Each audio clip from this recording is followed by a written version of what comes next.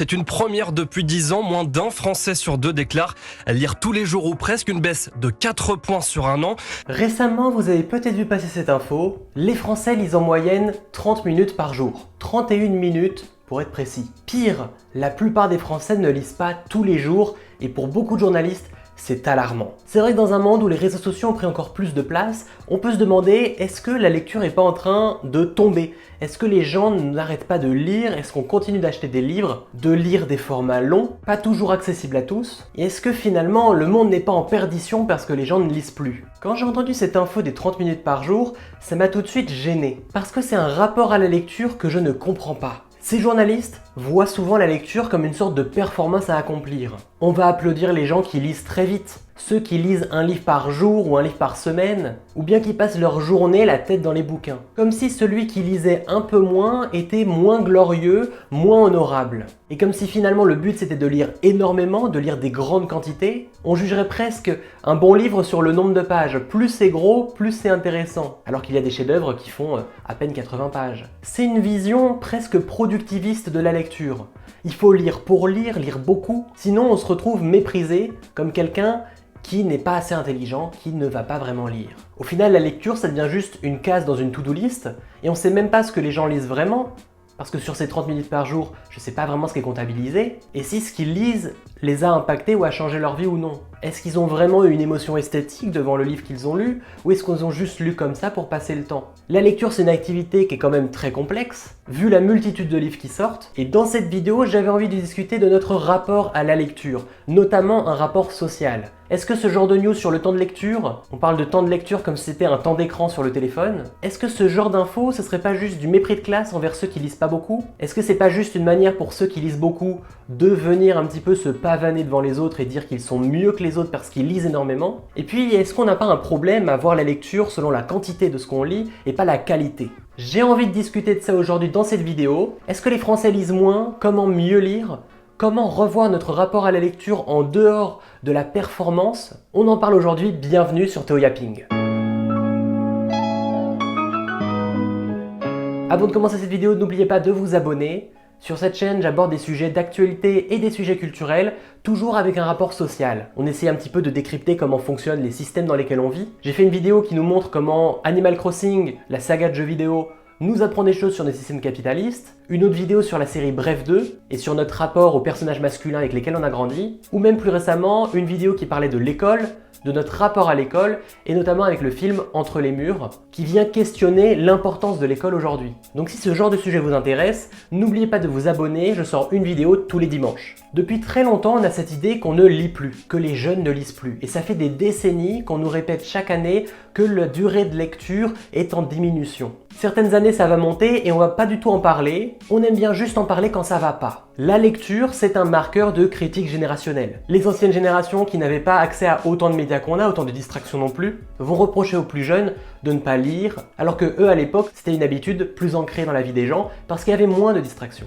Et puis le rapport à la lecture, on oppose souvent lire aux autres formes d'art. On va jamais juger l'intellect d'une personne sur le nombre de films qu'elle voit dans l'année, ou sur le nombre de musées qu'elle va visiter, ou le nombre de musiques différentes qu'elle a écoutées dans l'année. Pourtant, quelqu'un qui lit beaucoup de livres, on va forcément le considérer comme quelqu'un de plus intellectuel, sans jamais vraiment se demander quels sont les livres qu'il a lus, est-ce qu'il les a lus en étant en pleine conscience, ou est-ce qu'il les a survolés ou lu des résumés, et on vient mettre une performance sur la lecture, on va applaudir finalement ceux qui lisent énormément, en oubliant presque les livres derrière. On applaudit l'acte de consommer, et pas ce qui est vu, ce qui est lu en soi. Quand je vois cette news du 31 minutes par jour, je trouve que c'est pas si mal. Je pense même que ce chiffre il est assez grossi en moyenne par des gens qui lisent énormément, parce que je pense que la plupart des gens ne lisent même pas tous les jours. Mais est-ce que c'est un mal en soi de pas lire tous les jours? Parce que si vous lisez 15 minutes par jour, mais que vous lisez des bouses, que vous lisez des mauvais livres ou des livres qui vous mentent, qui disent des choses fausses sur le monde, eh bien vous perdez votre temps.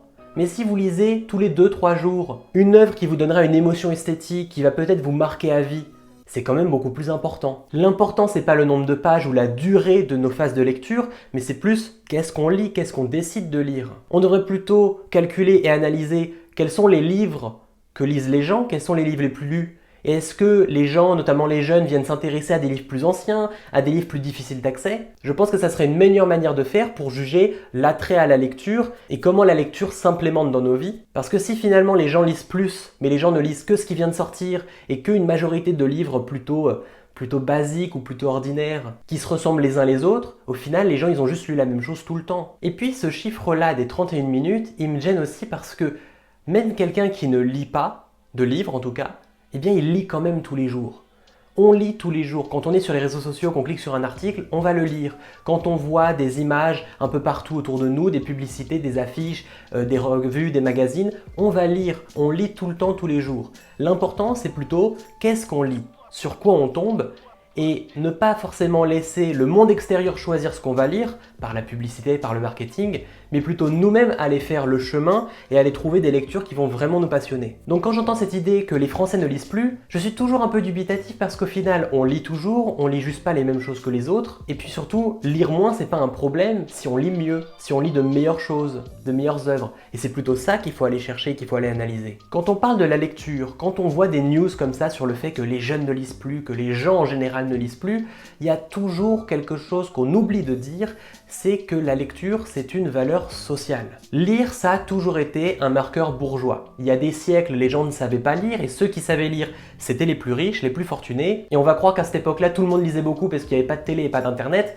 mais au final non, la majorité des gens savaient même pas lire. On n'a au final jamais autant lu que maintenant, on n'a jamais été aussi lettré que maintenant, mais on va toujours reprocher aux gens de pas lire assez. La critique autour de la lecture vient souvent de gens qui sont intellectuels, qui sont parfois même déjà bourgeois, parce que la lecture a toujours fait partie de leur vie de manière automatique. Quand on grandit dans une famille pour qui la lecture c'est quelque chose de commun, de normal, d'ordinaire, qu'il y a des livres à la maison, qu'il y a des vieux livres, quand on va à l'école et qu'on apprend des choses autour de Zola, Maupassant ou Proust, on a déjà entendu parler de ça quand on était enfant. Ça fait déjà partie un petit peu de nous. Quelqu'un issu donc d'un milieu bourgeois qui a déjà eu accès à la lecture va encore plus facilement se mettre à lire parce que ça fait déjà partie de son monde. De l'autre côté, quelqu'un qui n'a pas grandi là-dedans, qui n'a pas grandi avec des parents qui lisaient beaucoup, quand on lui met la lecture à l'école, il s'y retrouve pas vraiment. Les livres qu'on lui propose ne sonnent pas avec sa vie. C'est la même chose par exemple avec des gens qui seraient issus de familles de l'immigration d'il y a plusieurs décennies déjà, dont les parents ont quitté un pays, ont dû apprendre une nouvelle langue, n'ont pas forcément trouvé des livres dans leur langue d'origine, en France, et où finalement peut-être que la lecture, ils l'ont perdue dans leurs habitudes parce que c'était difficile d'accès ici et qu'ils se voyaient pas lire un livre en français parce qu'ils étaient en train d'apprendre la langue. Au final, les enfants n'ont pas vu de livre à la maison, n'ont pas grandi avec ça, et pour que ces enfants-là se mettent à lire, c'est un effort plus grand que quelqu'un qui est né dans une famille de lecteurs. La lecture, c'est un marqueur social. Les familles bourgeoises, les familles les plus fortunées, ont souvent eu un rapport à la lecture, aussi parce que c'était bien vu de lire. En France, on a ce qu'on appelle la culture légitime. C'est un type de culture bourgeoise qu'on essaye de nous apprendre à l'école et qui est toujours bien vu. Quelqu'un qui vient à la télé citer du Proust, il est toujours vu comme quelqu'un d'intéressant et quelqu'un d'intellectuel, même si ce qu'il dit serait faux ou mal amené. Vu que la plupart des gens pourraient pas citer Proust, on va pas oser le contredire. La lecture, ça fait stylé quand on est dans les milieux traditionnels français. Et là, je peux penser à cette phrase de Pierre Bourdieu. Je parle de Bourdieu, je n'ai toujours pas lu Bourdieu. Donc là, encore une fois, je mets un marqueur social. Je vous cite un auteur, je ne l'ai même pas lu, mais je vais avoir l'air intelligent parce que je vais le citer. Ou je vais avoir l'air de le citer sans savoir. Je sais pas, dites-moi en commentaire. Mais Bourdieu, il disait ça, que le goût, notre goût, c'est le dégoût du goût des autres. C'est-à-dire que quand on exprime qu'on aime quelque chose, on vient dire qu'on méprise ce qu'on n'aime pas. Et finalement, on vient se séparer de la masse et se mettre dans une communauté et venir dire que moi j'aime ça donc je suis comme ça. Quelqu'un qui dit qu'il aime le tennis, le ski, le golf, il se place chez les bourgeois. Parce que les bourgeois ont l'habitude d'aimer ce genre de sport et d'y participer et de se reconnaître entre eux. Quelqu'un qui dit qu'il aime le foot ou le rugby, il va se placer plutôt du côté des classes populaires. Parce que ce sont des sports qui ont une plus grande place médiatique et du coup la plupart des gens les connaissent. Ce n'est pas difficile d'accès ou exigeant, contrairement au golf par exemple. Et bien quand quelqu'un vient dire qu'il aime lire, qu'il aime la lecture, qu'il lit beaucoup, dans la tête des gens, il va sonner comme un intellectuel et il va être placé dans une catégorie différente que ceux qui ne lisent pas. Alors que pour d'autres formes d'art, ce ne sera pas le cas. Quelqu'un qui va dire qu'il aime la musique et qu'il écoute beaucoup de genres de musique différents, il ne sera pas forcément vu comme un intellectuel. Pareil avec quelqu'un qui regardait beaucoup de films. La lecture, même sans savoir ce qu'on lit, le simple fait de lire, ça vous place dans cette catégorie-là. Et du coup, quand on n'a pas grandi dans ce milieu-là, ce milieu intellectuel ou ce milieu bourgeois où la lecture est omniprésente, c'est difficile de s'y mettre et c'est difficile de se mettre à lire quand de base les gens autour de nous ne le font pas. Et là je pense à une vidéo d'Antoine Goya qui est un de mes youtubeurs préférés, voilà, c'est le boss tout simplement, qui parlait de la lecture et qui répondait à quelqu'un qui disait qu'il n'aimait pas lire. Et il venait un petit peu débunker plein d'idées là-dessus en disant qu'en fait, les gens qui disent qu'ils aiment pas lire se trompent parce qu'on lit tout le temps, on lit un peu partout, et qu'en fait la lecture c'est pour nous tous. Cette vidéo est très intéressante donc je vous conseille vraiment d'aller la voir parce qu'elle vient un petit peu casser des idées reçues. Et quand on a compris aujourd'hui que l'accès à la lecture est compliqué quand on vient pas de famille de lecteurs ou de famille bourgeoise, que la lecture ça a cette valeur sociale qui vient aussi jouer le mépris, créer du mépris envers ceux qui ne lisent pas.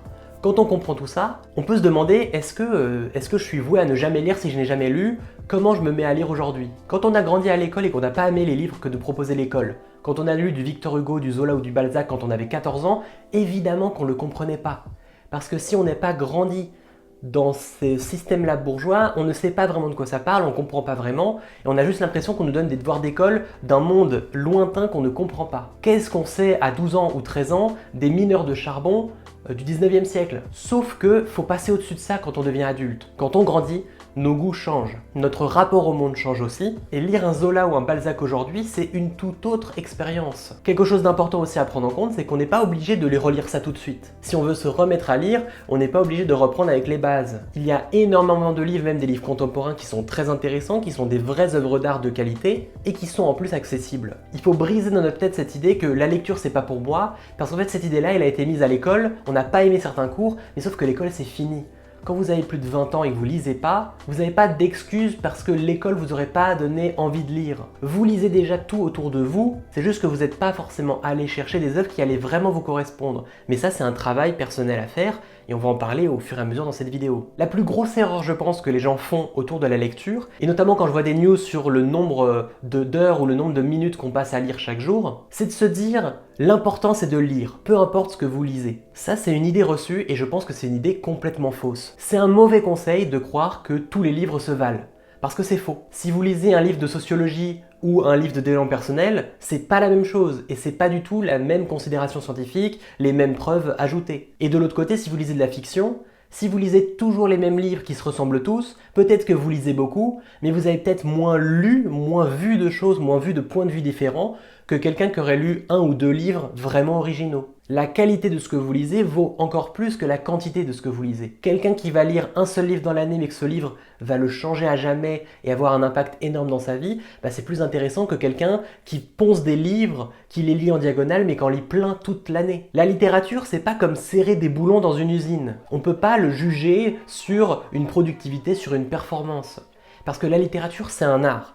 Un art, c'est fait pour transmettre une émotion esthétique. Si vous lisez un grand roman ou un livre de cuisine, c'est pas la même chose. C'est pas la même émotion. Vous avez une œuvre d'art ou un produit pratique, c'est pas la même chose. Tous les livres sont différents. Et l'appel à la lecture, au final, ça veut un peu tout et rien dire parce qu'on ne sait même pas ce qu'on devrait lire. Le fait qu'on applaudisse les gens qui lisent beaucoup, qu'on vient dire que quelqu'un qui lit plein de livres dans l'année, c'est quelqu'un de plus honorable que les autres, eh bien ça crée aussi un marketing un peu dangereux où on se retrouve à fabriquer à la chaîne des livres qui se ressemblent tous, qu'on peut lire très vite énormément, et les gens qui vont lire tous ces livres vont se dire « Ah, j'ai lu beaucoup cette année ». Et ça c'est l'exemple de beaucoup de bouquins qu'on voit sur TikTok, avec toujours les mêmes couvertures très colorées, avec les mêmes histoires d'amour, enemies to lovers, ce genre de choses. Au final, toutes les histoires se ressemblent un petit peu. On lit un seul de ces livres, on les a déjà tous lus. Quelqu'un qui va lire énormément de ces livres aura peut-être moins lu au final, moins lu de choses différentes que quelqu'un qui serait allé voir des livres plus originaux. Cet appel à lire beaucoup, ça crée une consommation de la lecture. On sort des livres à la chaîne, t'as des auteurs qui vont sortir plusieurs livres dans l'année parce qu'il faut en sortir plein, parce qu'il faut donner à manger aux lecteurs, et au final, il y a des œuvres qui sont bâclées. Si on veut vraiment avoir un meilleur rapport à la littérature, à la lecture en général,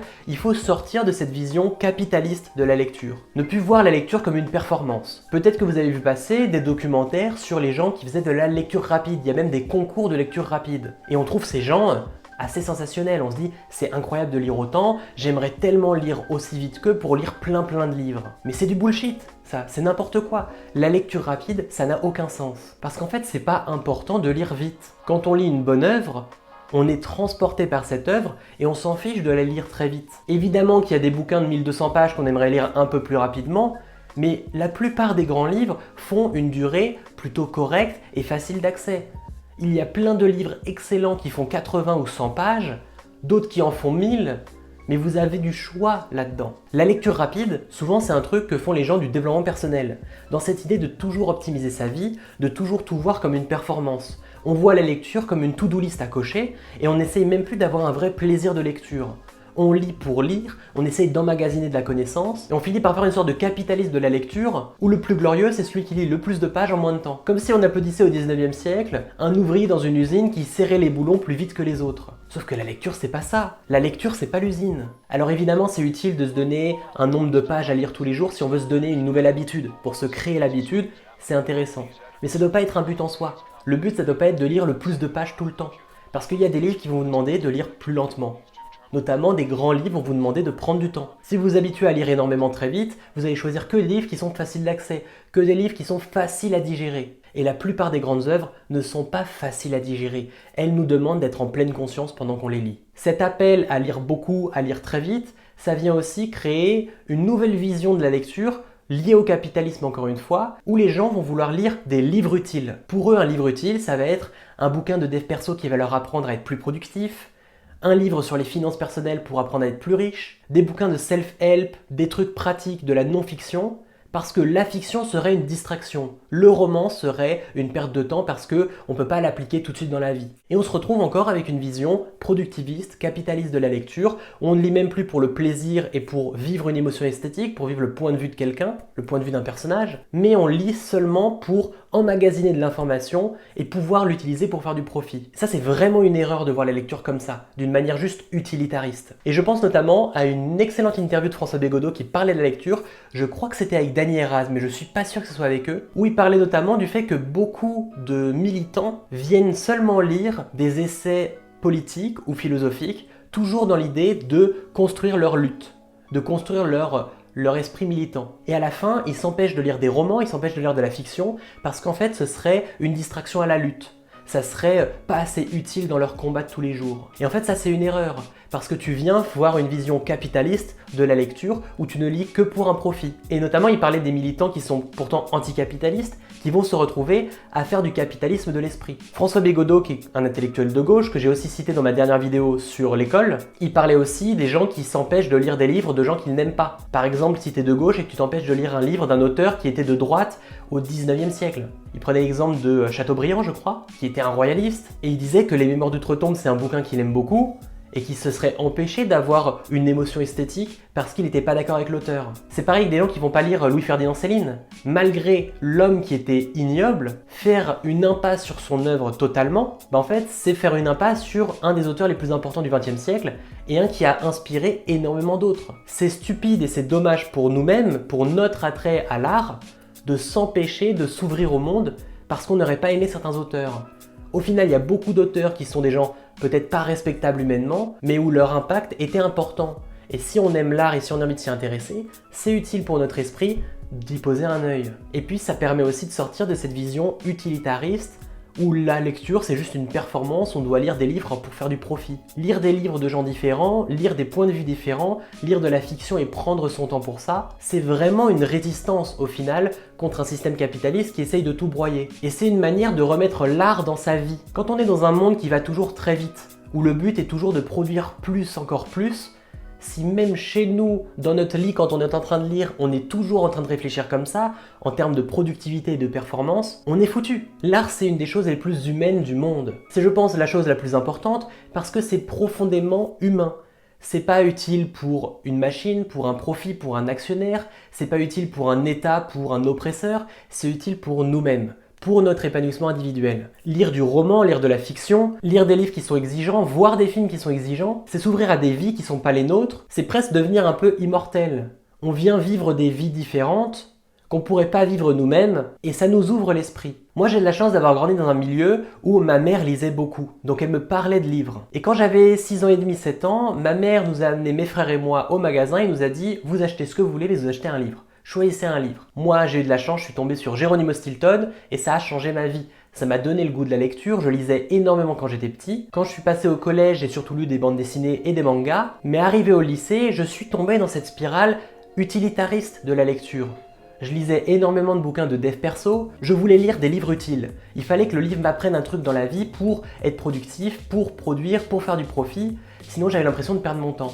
Et je m'étais presque dégoûté de la lecture au final parce que je lisais des livres qui n'étaient pas vraiment passionnants. Je me souviens même faire des vidéos sur les livres sur mon ancienne chaîne YouTube qui date d'il y a pas mal de temps déjà, où je parlais de développement personnel et où finalement la lecture c'était devenu une activité productive comme une autre que je mettais sur une to-do list. Avec le temps j'ai perdu un petit peu l'attrait à la lecture et je l'ai repris il y a quelques années à peine en me plongeant dans des romans, dans des œuvres de fiction qui vraiment me transportaient. Et là aujourd'hui j'adore lire, c'est une activité essentielle dans ma vie et je suis même en train de travailler et d'écrire pour écrire mon premier roman et c'est quelque chose où j'y serais peut-être pas allé si je m'étais pas reconnecté à l'art, à la lecture de fiction, au roman, à une œuvre qui vous fait vivre la vie de quelqu'un d'autre et qui vient pas juste vous apprendre quelque chose de pratique dans la vie. Ces œuvres qui au final ont l'air de servir à rien, en fait elles sont essentielles. L'art c'est tellement important dans nos vies, que ce soit cinéma, musique, littérature, aller chercher des œuvres d'art dans un monde rempli d'œuvres de consommation. La plupart des œuvres qui sortent sont des produits. On fabrique des films à la chaîne qui se ressemblent tous, on fait des musiques commerciales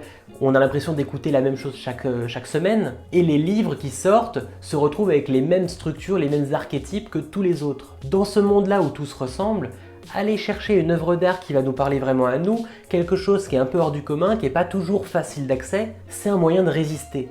Si vous n'avez pas envie de participer à ce monde capitaliste qui vient tout écraser, où finalement on ne vit que pour faire du profit et que pour être productif et on ne vit même plus pour nous-mêmes, si vous avez envie de vous reconnecter à vous-même et à vos ambitions et à vos envies personnelles et suivre une vie qui est vraiment la vôtre, l'art ça peut vraiment participer à ça. C'est un acte de résistance, c'est un acte qui vous ouvre au monde, qui vous fait lire des points de vue et des histoires que vous vivrez jamais, qui vous les fait ressentir et qui finalement vient vous faire grandir. Et c'est tellement important aujourd'hui de partir de cette idée que vous aviez quand vous étiez au collège ou au lycée de « Ah, les livres, j'aime pas ça, la lecture, c'est pas pour moi ».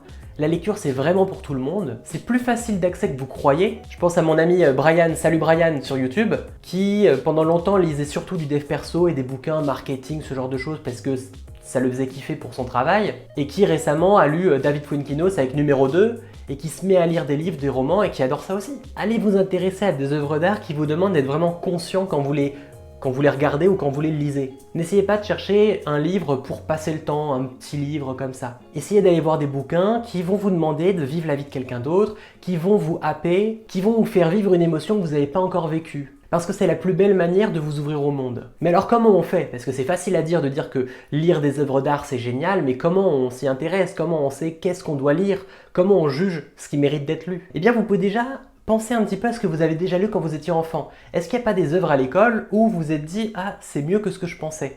Vous avez été surpris. Eh bien déjà ces œuvres-là, vous pouvez peut-être vous y intéresser à nouveau. Moi je repense à un livre qui m'a beaucoup marqué quand j'étais au lycée, c'était Lorsque j'étais une œuvre d'art de Eric Emmanuel Schmitt. Et je me souviens lire ce livre et me dire « Putain, c'est vraiment original, j'arriverais même pas à imaginer des images de ce qu'on me raconte parce qu'on me parle d'un personnage assez hors du commun, je sais pas à quoi il ressemble et pourtant il me fascine ». Il y avait quelque chose d'assez magique quand je le lisais. Eh bien, essayez de retrouver ces émotions-là quand vous étiez enfant et vous reconnecter à ça. Quelque chose d'important aussi, c'est de vous intéresser au milieu de la littérature. Allez voir des interviews d'auteurs parce que quelqu'un de passionnant va aussi vous passionner. Les clubs lecture de Combini, c'est super intéressant parce que vous allez voir des auteurs qui vont vous citer du roman, de la bande dessinée, du livre pour enfants qui les ont marqués, plein de littératures différentes et qui vont vous donner envie de lire ça parce qu'ils auront les mots pour vous parler. Allez regarder le club lecture. Pareil pour le cinéma, allez voir Vidéo Club de Combini, vous verrez des films qui ont inspiré vos réalisateurs préférés. Et vous allez explorer comme ça votre propre cinéphilie. Je peux vous conseiller aussi des créateurs de vidéos qui parlent de littérature, par exemple la Bibliothèque de Poche sur Instagram et YouTube. Lola donne des super conseils sur les livres qui viennent de sortir, donc vous pouvez un peu regarder les résumés et voir lesquels vous donnent envie. En plus, vu que c'est des livres actuels, c'est un phrasé qui est contemporain que vous allez comprendre. Et puis c'est des livres où les gens autour de vous peuvent aussi en parler parce qu'ils ont peut-être déjà lu. Sur Insta, il y a plein d'autres créateurs, La Nuit ce rameau qui donne très envie de lire aussi pas mal de bouquins. Allez voir des vidéos de Qu'est-ce qu'on lit sur YouTube qui analysent et qui décryptent des sujets de fiction ou de littérature. J'ai adoré sa vidéo sur l'écriture de soi. Ces gens-là vont vous donner envie de lire. Commencez petit, commencez avec des livres qui sont courts. Il y a plein de bouquins que j'ai adorés qui sont très courts, qui font à peine 100 pages. Une de mes œuvres préférées, si ce n'est peut-être l'un des plus beaux textes que j'ai lus, en tout cas récemment, c'est Antigone de Jean Anouilh. C'est une œuvre que moi j'avais pas travaillé au collège ou au lycée, on avait travaillé d'autres œuvres, mais beaucoup de gens ont travaillé ça au brevet des collèges. Quand je l'ai lu moi il y a 1 an et demi, je me dis que j'aurais jamais compris la même chose à 13 ou 14 ans qu'aujourd'hui, plus de 10 ans après. C'est une œuvre qui se lit en 1h30 ou 2 heures, parce que c'est une pièce de théâtre. C'est simple, chaque phrase de Antigone est un banger, c'est absolument sublime, ça apprend la résistance, l'individualité, à être droit dans ses bottes et tenir une position morale.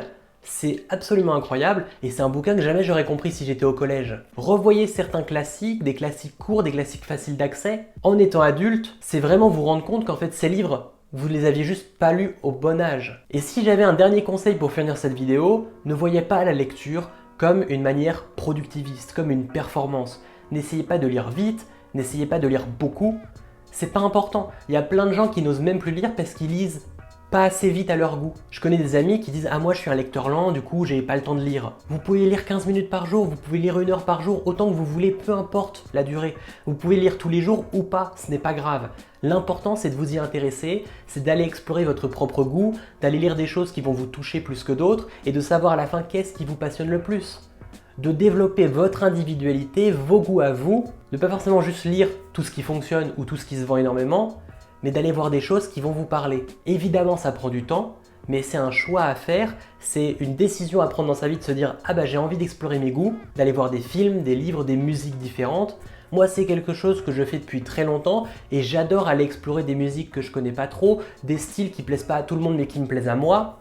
Pareil avec les films, et c'est vraiment une activité qui vous appartient à vous, qui va pas vous rendre plus riche, qui va pas faire de la productivité à outrance, mais qui va vous rendre, vous, plus riche intérieurement, plus intéressant. C'est un acte de résistance de s'intéresser à l'art et à la lecture, d'aller vraiment vers des choses qui vous plaisent, parce que dans un monde où on nous apprend toujours à produire, faire une pause pour lire et s'intéresser à la vie de quelqu'un d'autre, s'intéresser à un autre personnage, un autre point de vue, c'est un acte absolument humain et un acte splendide. C'est sur ces belles paroles que je finis cette vidéo. N'hésitez pas à me partager en commentaire vos dernières lectures du moment et quels sont les livres qui vous ont peut-être donné envie de lire, qui vous ont fait aimer la lecture. Si vous-même vous lisez pas beaucoup, peut-être que vous allez trouver dans ces commentaires des livres à aller chercher. Si je vais vous conseiller quelques bouquins, Antigone est génial, La vie devant soi est très accessible et absolument magnifique, un livre de Romain Gary qui mérite vraiment d'être lu, et déjà juste ces 2 livres-là sont déjà super, et je vous laisse en commentaire donner vos propres avis et vos propres recommandations de lecture. Si vous aimez les lectures, n'hésitez pas à aller me follow sur mon compte Insta principal, French Guy Théo, qui au départ était en anglais, que j'ai passé en français récemment. Depuis très longtemps, je parle surtout des restaurants parisiens et de la gastronomie française. Je partage là-bas des bonnes adresses. Au départ, c'était beaucoup la gastronomie, mais je vais de plus en plus parler de littérature, notamment des librairies, des cafés littéraires et de recommander des livres. Donc si vous aimez ce genre de choses, allez me follow sur French Guy Théo. Si vous avez aimé cette vidéo, n'hésitez pas à la partager autour de vous, même à quelqu'un qui ne lit peut-être pas et qui a envie de s'y mettre, ou quelqu'un qui ne lit que du dev perso ou des livres un peu de productivité, pour le convaincre d'aller vers quelque chose qui va peut-être encore plus le toucher. On se retrouve la semaine prochaine, dimanche prochain, pour une nouvelle vidéo. Prenez soin de vous, portez-vous bien, et à bientôt.